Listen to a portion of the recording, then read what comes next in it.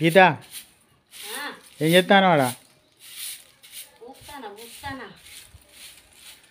వామ్మో ఇంట్లోనైతే నేను ఒక గంట సేపు కూడా ఉండలేకపోతాను, తట్టుకోలేకపోతాను. మస్తు ఉడకపోతాను. అందుకే మామిడి చెట్టు కిందకి మాకం మారుతాను.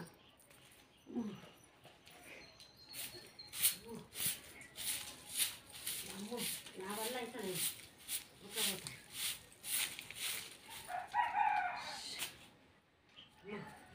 సాప అయిపోయినవిందే. సాప ముట్టుకుంటే సర్ర సర్ర కాలుతాంది. బొంతే ఎత్తా. కేసీఆర్ సార్ ఇచ్చినాయి మస్తు చీరలు ఉన్నాయి, బొచ్చడాన్ని బొంతలు కుట్టించిన. ఏం చేయాలి అవన్నీ?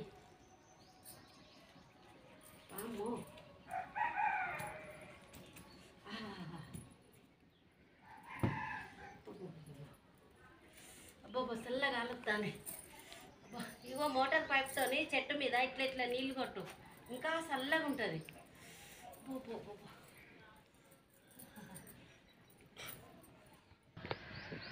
అమ్మో అమ్మో మధ్యాహ్నం 1 గంట కాగానే చచ్చిపోయేంత పని అవుతుంది.